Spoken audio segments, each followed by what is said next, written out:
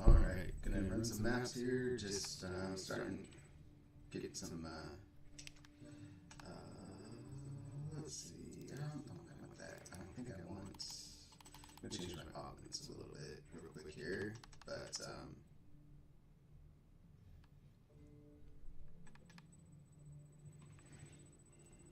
I'm just gonna try this. So, I'm gonna run some maps with this Archon Cholula build, I guess is what they kind of call it. So we're just gonna do some quick maps real quick here. Running level 15. Alright. Okay, I need 4 modifiers on the map. Let's get some. Let's go ahead and upgrade that real quick. I haven't done any of the story progression or any of the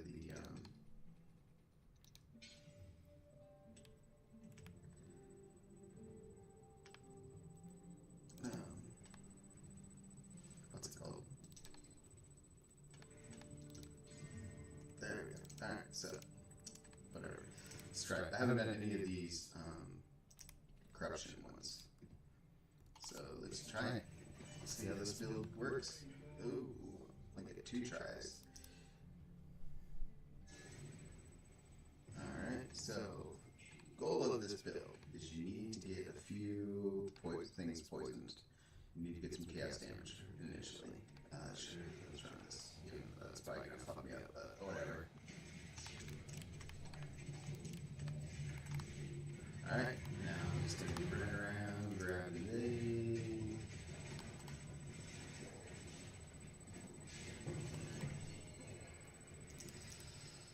Okay, let's do some damage.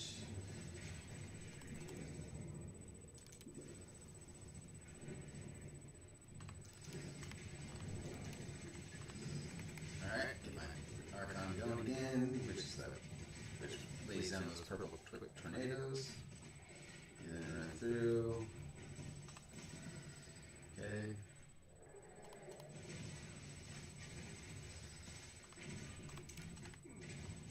Gotta build up the Archon again. Alright, got it again. So let's go ahead and get these to come down. There we go. So the Plague Burst does a lot of damage.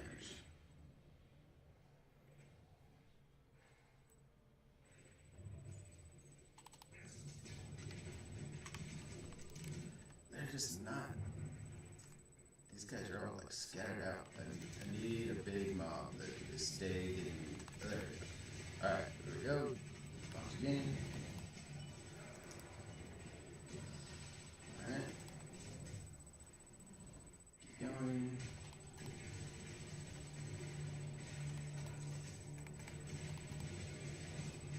There we go.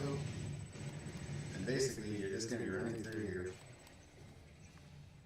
triggering damage as much as you can, get as much poison going, because the Archon of Chalupa is all based on, you have to get, it's poison, it's chaos damage, and I do a lot of chaos damage. Basically everything I do is chaos damage. So you just need to keep running around.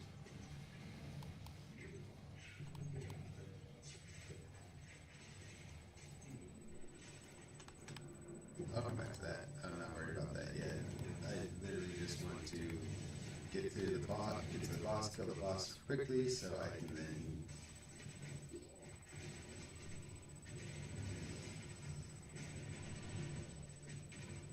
Alright, good. Here's the boss fight. Where is it? Okay.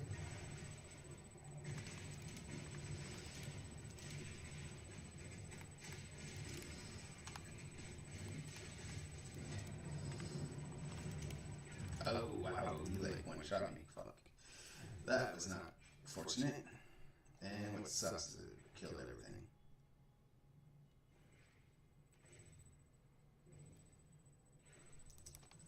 That's the problem. There's too much chaos going on. There's too much shit going on the screen. You're just gonna die. You're gonna, if you're not doing things right, you just die.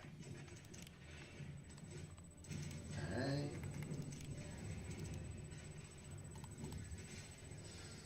See, this is what it should have been. That's how it should have died, but I fucked up earlier. So we'll do another one.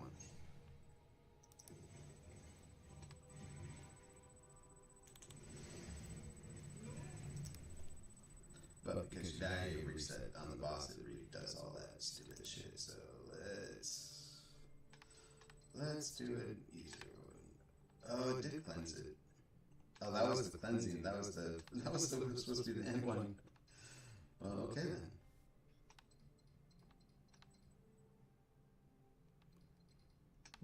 Let's go.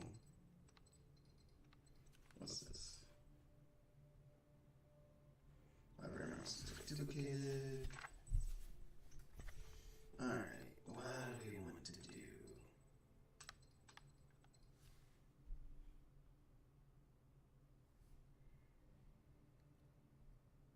Okay, yeah, let's do this one. Actually, first I'm gonna go over here, type in, identify my stuff.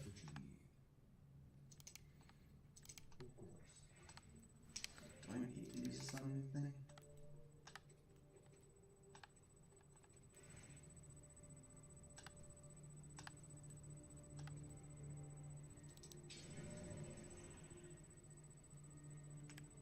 Oh, that was useless because I don't do any damage. So, alright, note to self, don't do that again. Is this one?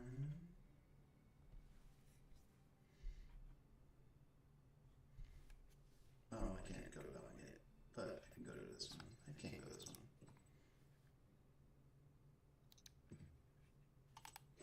Alright. Move this over there, move this down here.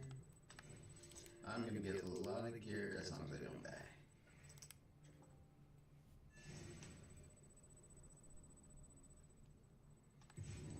Alright, so it's all poison or all fire. Fuck.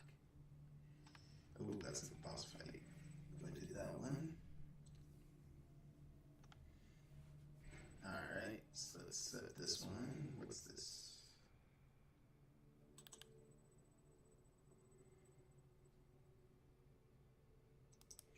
Sure. I don't know what that does, but fuck it, let's do it.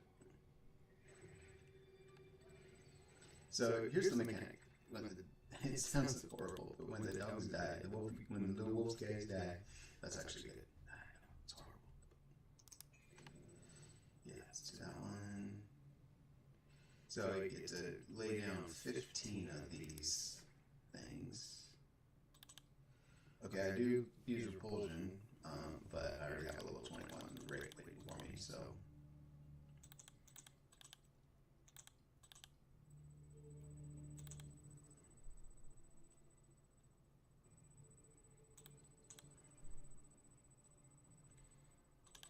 I'll just toss that on there. I don't know if I'll go this way anyways.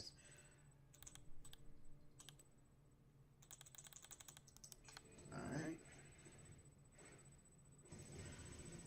So you kind of, with this, what you're doing is you're trying to get the best layout of, like, see, I don't really even care. I want that first one. That first one's one I definitely want.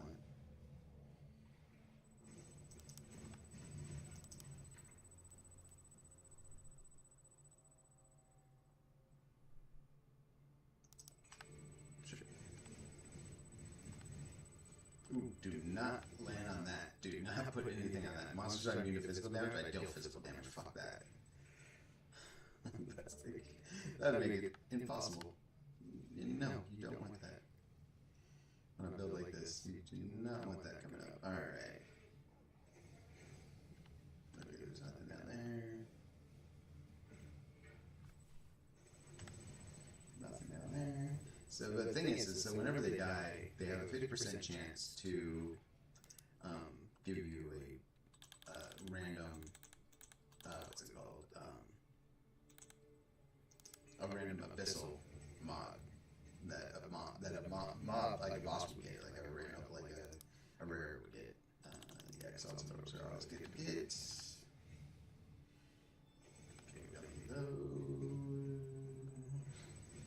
So we get to lay down 15 charges. So we're trying to find out what the best way through would be.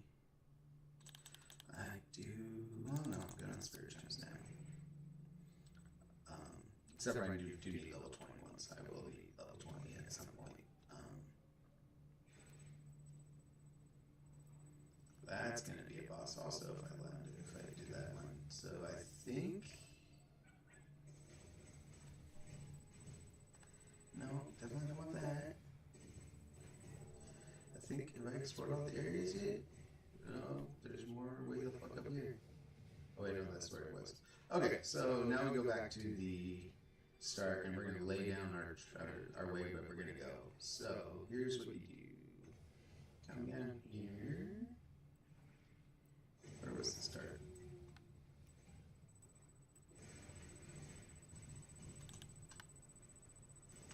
There it is. Okay.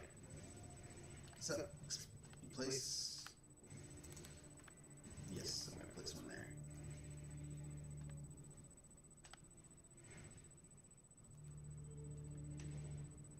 Do I want to fight that guy? Not really. He is a bitch. It's a pain in the ass. So I don't want to fight him. Let's get this one. Let's get here. Here. Here.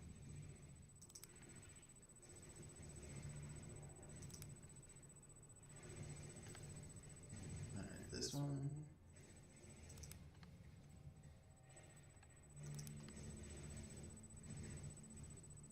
I've got a few left to go.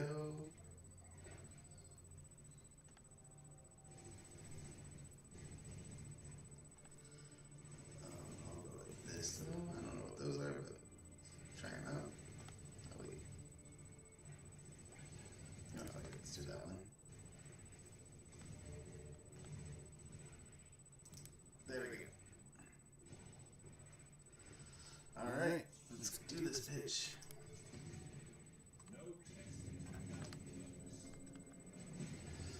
Lay these down. See, they already died. I need to get my... Alright, Archon's up.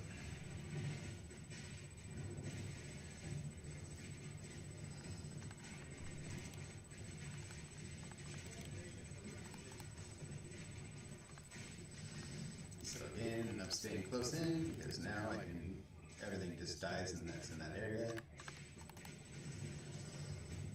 So basically you want to stick close to where you're going to be dealing your damage, your chaos damage. So you trigger Archon. I have a couple things that help me with my Archon that make it so it just it's constantly up, which is what you want. You want your Archon to be always up as much as you possibly can. Those guys drain your mana, but if you're like me, if you're using this, your Archon, you're actually using any mana. You just need to make sure you're keeping your health up.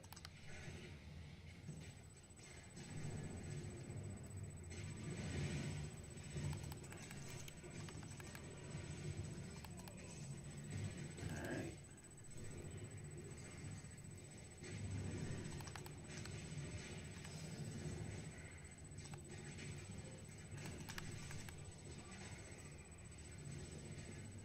Just keep it. You're just non-stop doing this. You just want to keep doing poison. Yeah.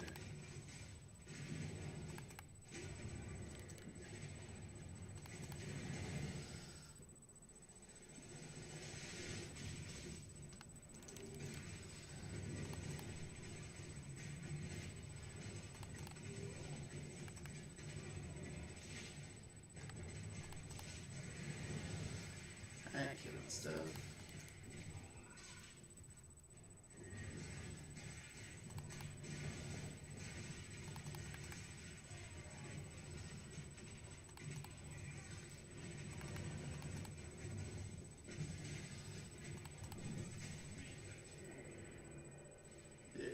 First one's done.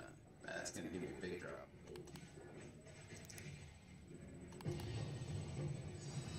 Yeah. Shit, that's a lot of fucking gear. That's a lot of shit.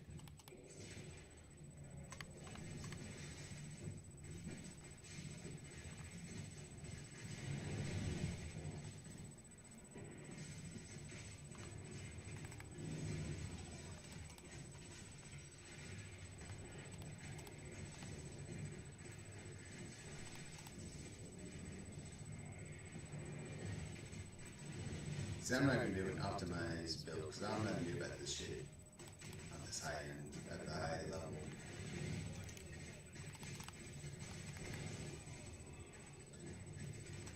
I'm not one of those guys who has spent, who is a streamer who does this all the time and knows all the how to build and do maximize your expeditions. So don't look to me for maximize expeditions. I just want to run one on. Get that back out. And this is the build I just got the Archon part of this yesterday, last night, so I'm still learning it. So that drops. Before we go much further though, I want to pick up some of this stuff because I don't want to kind of accidentally come back and find it later. Alright, yeah. Don't care about that. Do care about that. Care about that.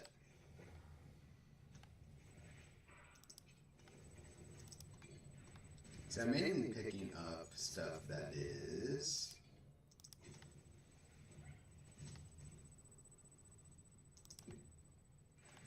my main stuff I pick up on this is actually what's it called? What's that? I already have like that. I already have a bunch of those. Currency. I mainly want currency. That's the main thing I care about is currency. Alright, so I just need to build up my Archon, which is, if you look down the bottom left, that purple icon that's up down by the left bumper button, that is the Archon trigger. You have to make it so it's surrounded in gold. Once it is, pick up something I didn't care about. Yeah. Alright. Once it's surrounded in gold, you can keep moving.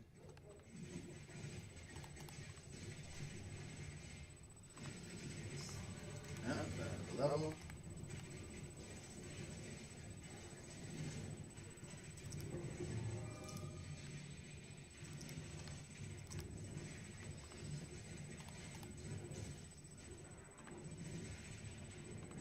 So once you need to build glory. Basically, you have to get 100 glory.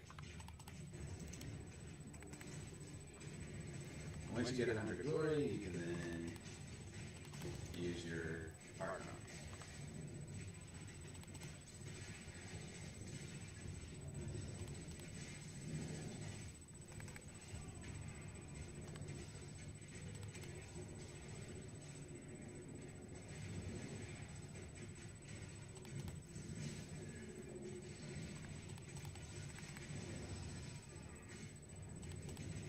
I've got other things like whenever anything dies that's poisoned, that's under poison, I gain 2% of my health back, so the more shit dies, the better.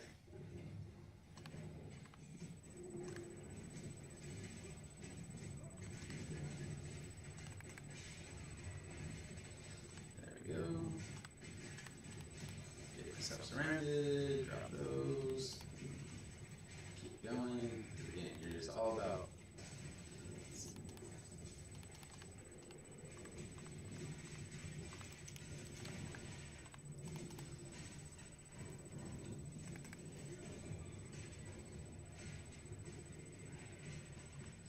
there's once in a while you find these guys that just don't take much damage. There we go, got it that time.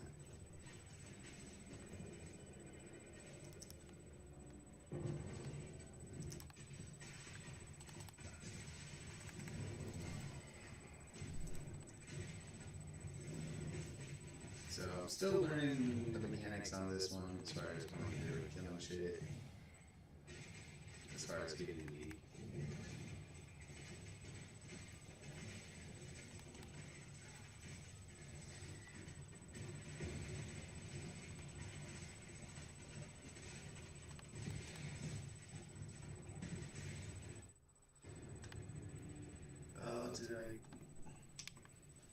I hate this. So, I noticed sometimes Excel does have issues like that.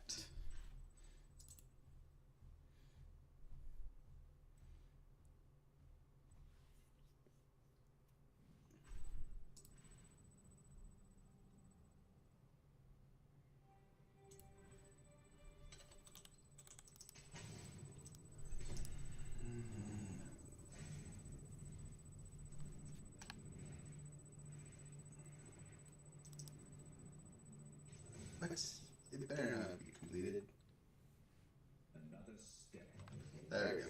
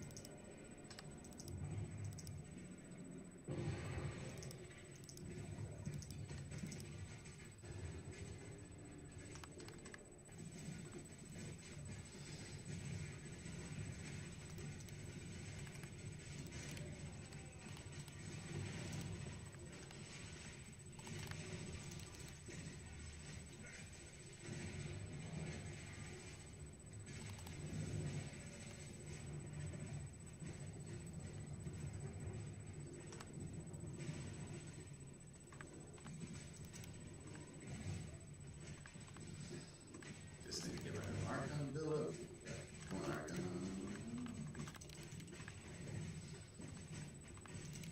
There we go. Now get my Chupa out.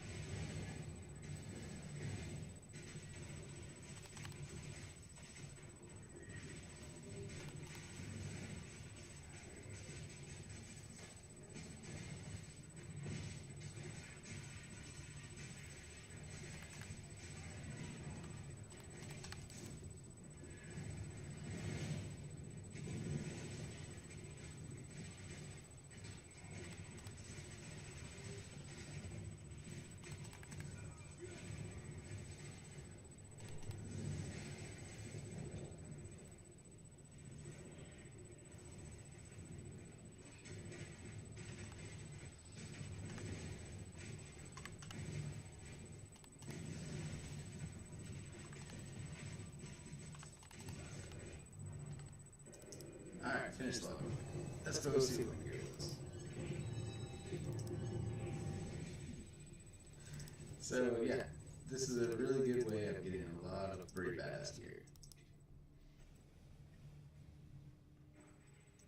Although I usually just take the stuff and sell it.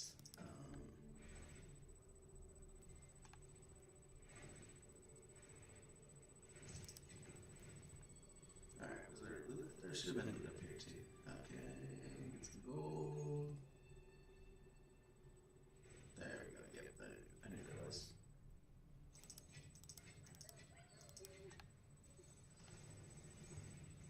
I mean, at this point, yeah, I can grab that and sell it and all that shit, but I just want to basically just... Oh, and I want to level. Okay. I do need to get more intelligence shit on my stuff, my gear. No, we don't have tiger shit, so we don't need that. I also need some survivability.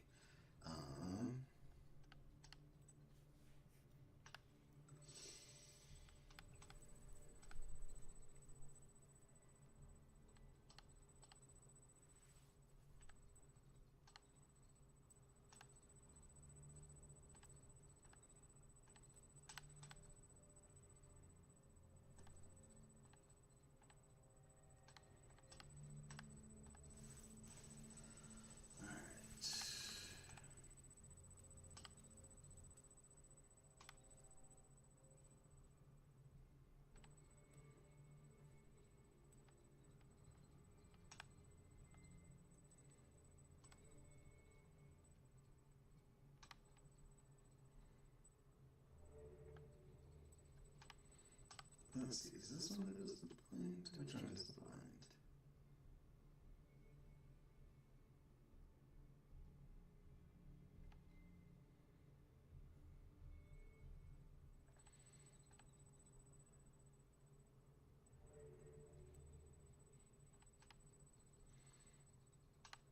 I think I'm gonna work my way down. There's I think there's some down here this way.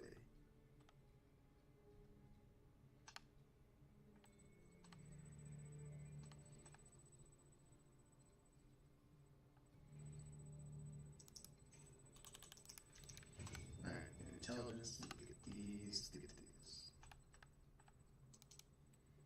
Alright. Just want to make sure we picked up all all the currency.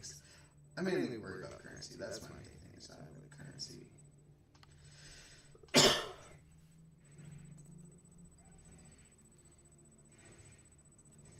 Oh, where's the excavated chest?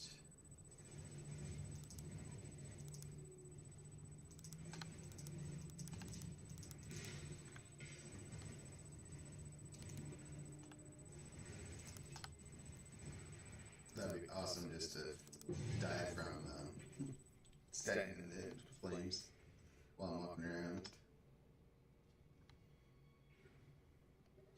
See, that's the thing, with this build I already got my stuff, and I usually don't transfer over stuff to other characters unless I've already been using it.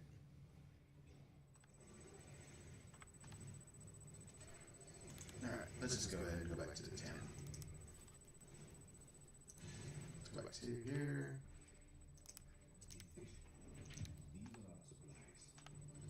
Yeah, I've got the... Oh, I accidentally picked up that. I don't know why I picked up that. I've already probably got some of those. Alright, yep. Let's go. That's in there already. That's in there already. Okay, I did not have one of those in there yet. So let's go with...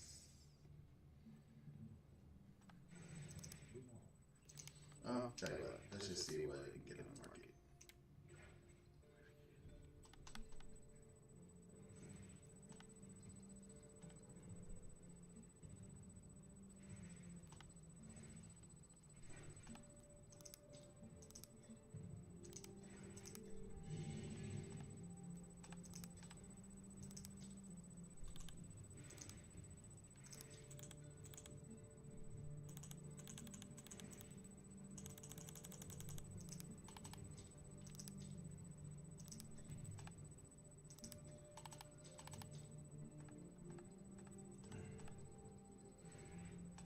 What is this thing called?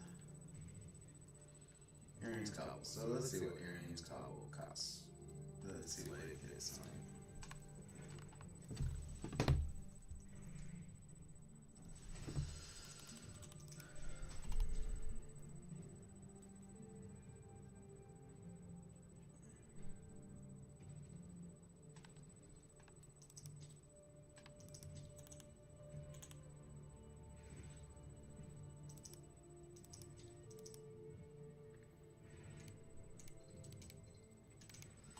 Let's try this again.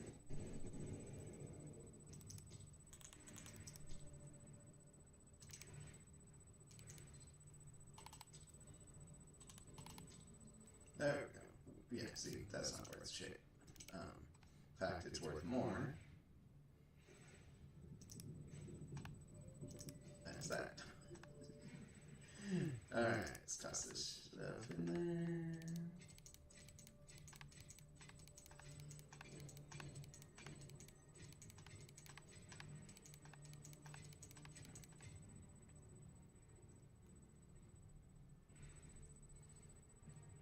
Oh, okay. Yeah, I've got one of those already. In fact, I don't have one of those equipped.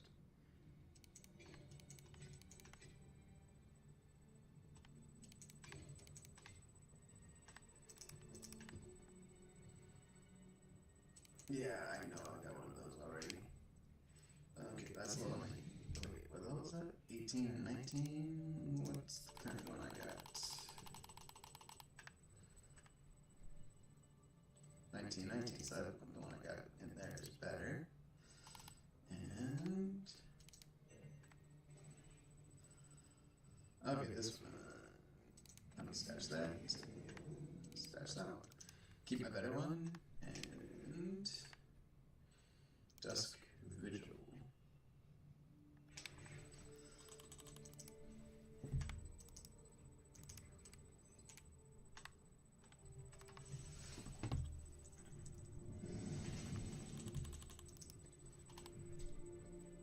Yeah, alright, not worth it. I'm gonna sell it. Okay. Let's go ahead. Let's run a normal map.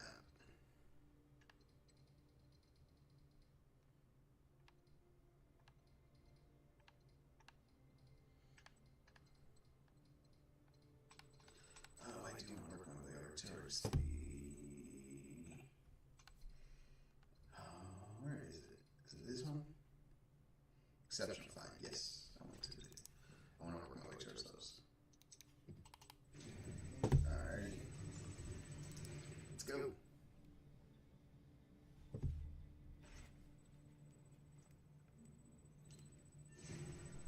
In the early 1800s, European sailors crossed the Pacific often spoke about New Zealand with a mixture of fear and fascination. Stories of heavily tattooed warriors, organized warfare, revenge killings, and even cannibalism spread from ship to ship. But in 1809, one British vessel sailed there anyway, despite this fearsome reputation. Unbeknownst to those on board, the true danger of the voyage was not the waves in New Zealand, but something already unfolded. I kind of ran through it, but it just didn't trigger, so I will come back to it. The events in this video are fleeting and nondescriptive. They are still highly disturbing, so viewer discretion is strongly advised.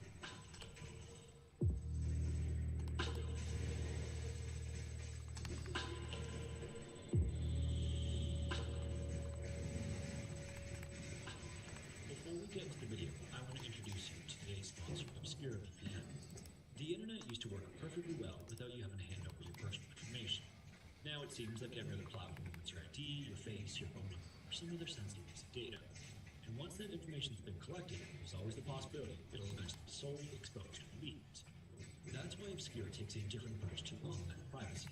Traditional VPN providers can potentially see both your identity and the websites you visit. Obscura is designed so that physically, or more accurately, cryptographically, cannot connect who you are with your internet activity. Obscura's protocol also blends your traffic in with the rest of the internet. This helps it to actually continue to work in places where more traditional VPN connections might be detected or blocked. And crucially, the service is completely open source. That means security researchers, developers, and privacy nerds can inspect their code and servers themselves, rather than simply trusting the company's claims. It also includes built-in blocking for online ads and trackers, which you can configure depending on how much tracking you're comfortable allowing. And because Obscura is a small, independent company built specifically around privacy, you don't need to provide an email address for your account. So if you're looking for a genuine privacy-first VPN, go to obscura.com/scary, or scan the QR code on screen now to get 25% off your subscription. This brings the price to only $6 a month.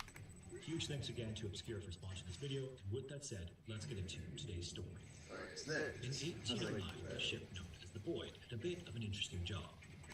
Under the command of Captain John Thompson, it was being used as a prisoner transport that took Britain's convicts to Australia. That spring, the Boyd left England with a new load of prisoners bound for New South Wales, which was the British penal colony at the time. I don't know if I'm doing as much damage as I After was months at by sea, chaos. Port Jackson in the harbour of Sydney in August. The ship had carried more than 100 male convicts on this trip, and once the prisoners were delivered, it needed to find a way to make money on the way out of Australia. Obviously, ships didn't sail empty if their owners could help it. Every spare So that thing I did was at the very changed for beginning, profit. right, So after arriving in Sydney, the Boyd was chartered for another mission. It would sail east to New Zealand to enter Whangaroa Harbour and take on a cargo of Kauri spars, which were timber exports. At the time, these were extremely valuable. Kauri trees could grow tall, straight, and strong, which made them incredibly useful for shipbuilding. So in October, the Boyd left Sydney and headed for Whangaroa. Now, this was a place that European sailors barely knew at the time. Yes. Whangaroa sits on the east coast of New Zealand's Northland Peninsula, which is a deep harbour surrounded by steep hills, forests, inlets, and rivers. It was also home to an entire society of people unfamiliar to the British. These were the Maori. Before 1809, contact between them and Europeans had been extremely limited. In fact, it's believed that the Void was going to be the third ship to ever enter Whangaroa Harbor at the time. And so, as you might imagine, every encounter between the Maori and the Europeans was important for stable trade and trust between the two sides. But things to that point hadn't exactly gone smoothly. In 1808, another ship known as the Commerce had visited Whangaroa for trade, but this brought new diseases to the Maori with them. After their meeting, illness spread among the local villages and killed a number of Maori. Some of the indigenous people then began to believe that Europeans had placed a curse on them, which did nothing to help trade relations. The Maori began to look at European visitors with a wary eye, which just so happened to be the same way Europeans viewed them. Sailors had heard stories about violence and cannibalism across the Pacific. Some of those stories were exaggerated, but enough of them were based on real events to give European visitors a healthy sense of caution. Both sides, though, did their best to temper their fears and trepidation because establishing trade could be mutually beneficial. The Europeans sought premium timber for shipbuilding, while those same ships brought metal tools, weapons, trade goods, and opportunities to Whangaroa, all of which had proven to be useful for the Maori. As the Void began its journey to New Zealand from Sydney, it had a young Maori man named Ta'ara. The crew, however, knew him as George, which was common enough on European ships. Sailors often gave indigenous men English names because it was easier for them to remember, or maybe more likely because they had little interest in learning the names those men already had. In this case, though, the difference between the two names was extremely significant. To the crew, George was a man aboard a ship who was expected to work. To the Maori, Ta'ara was the son of a chief from Whangaroa. When the Void started its voyage towards Ta'ara's home, he had already spent a good amount of time around Europeans. He had been away from home for more than a year at that point, moving between different vessels, including sealing expeditions in the cold islands of the Southern Ocean.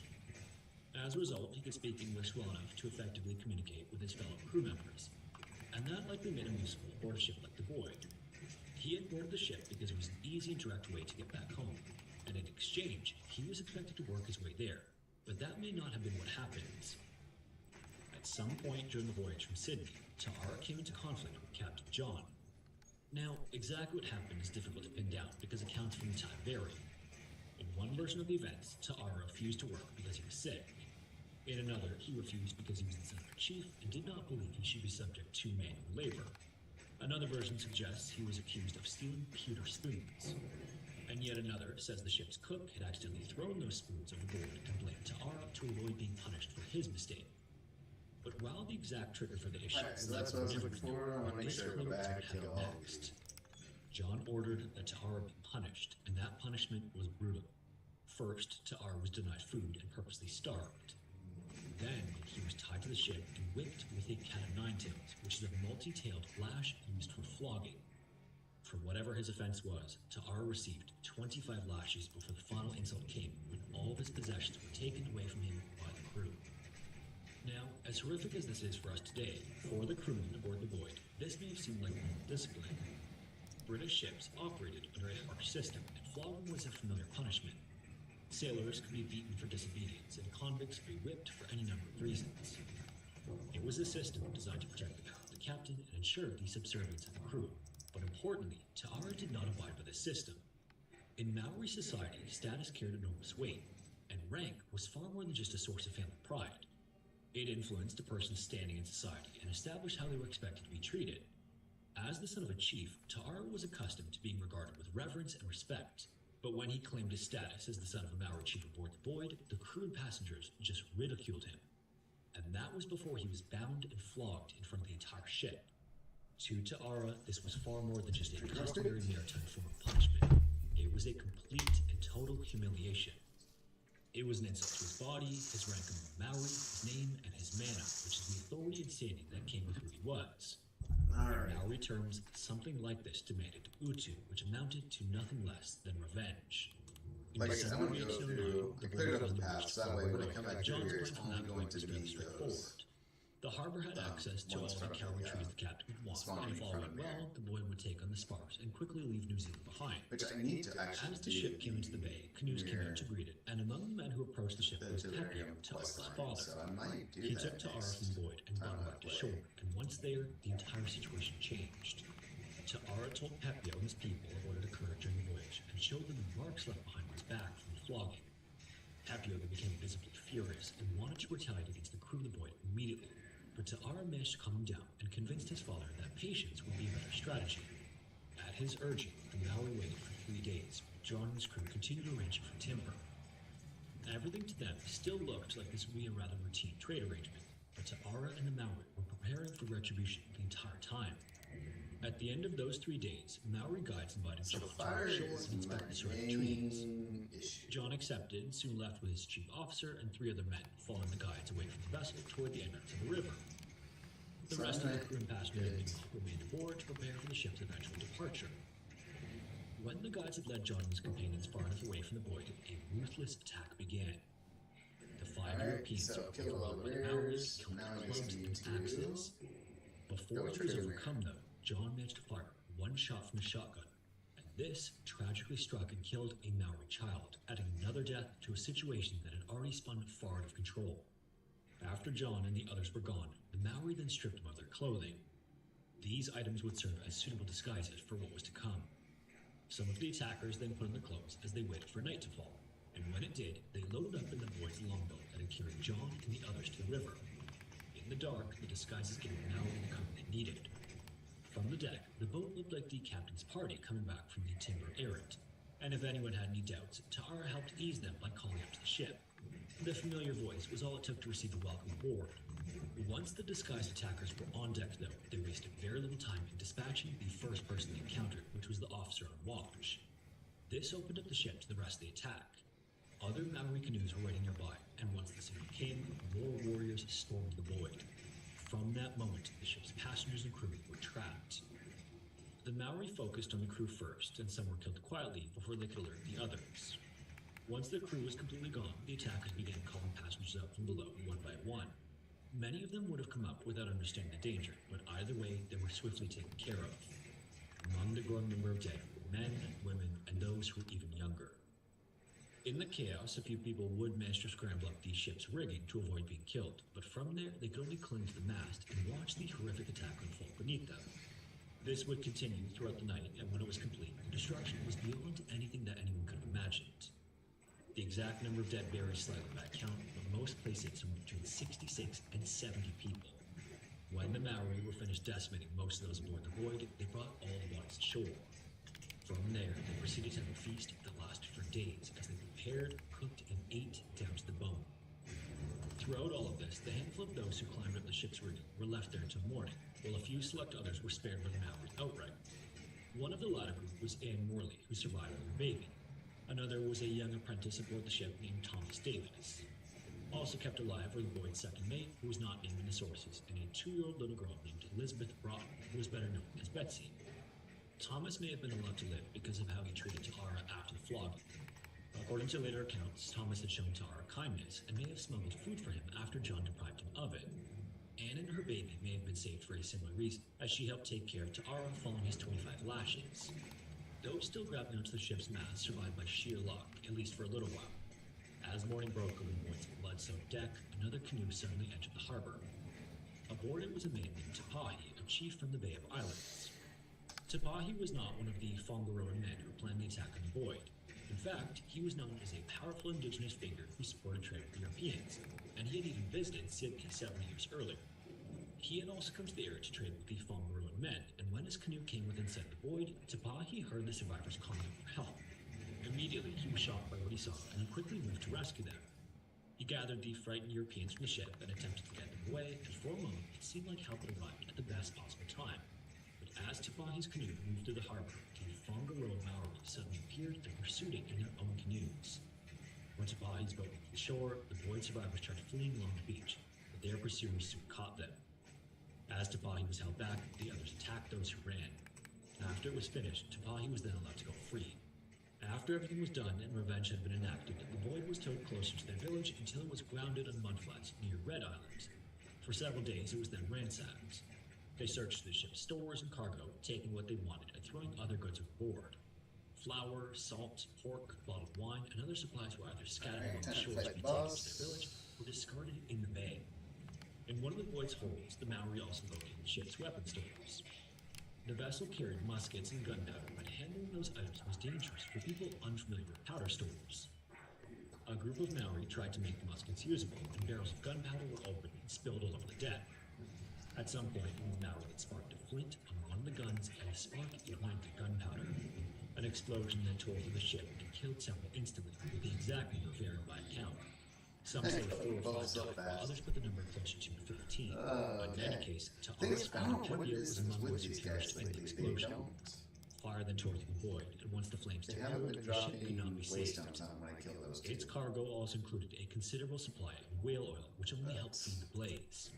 The fire swept through what remained of the vessel into the void, burned down to the waterline. So, By the time the fire burned itself out, the ship that had sailed to Fongaro and looked at timber was literally a blackened, sunken hull. I'm just trying to In fill the this in a aftermath of little all bit. this, news of the events didn't stay confined to Fongaro for long. About 30 miles away, near the Bay of Islands, word reached a man named Alexander Berry, who was the supercargo of a ship called the City of Edinburgh. Alexander was not the captain of the ship, but as supercargo, he was responsible for its commercial business. Under normal circumstances, his concerns would have been cargo, trade, and especially profit, but the news coming out of Fongaro changed that. The void had been destroyed, most of the people aboard had been killed, and there were rumors that a few passengers might still be alive, so Alexander decided to go after them. During his first attempt, he set out in longboats trying to reach Whangaroa, but weather and unreliable support made the effort nearly fall apart. Some of the boats turned back or deserted him. Alexander kept trying, but he eventually had to give up and return to his ship around midnight. The next morning, the weather improved, and Alexander decided to try again. This time, he chose his men more carefully and rejected the ones who abandoned him the day before. He was also accompanied by a Maori chief named Metanonglia. Alexander needed someone who could I don't have contact time to with run the another people map. from Hey, Royal ready for it? Fort, So I'm needing gonna to turn call the it rescue good into tonight. another So field battle. today, this morning. This second attempt But broke, yeah, and it's just Alexander a reached little Whangaroa, where he found the I need to Royal refine my Fort build a on the little bit harbor. and refine how What I he can saw actually was do the stuff. physical aftermath of the events There we and the go. explosion. The deck had all collapsed, and the ship's guns, ironwork, standards, and other heavy fittings had fallen in.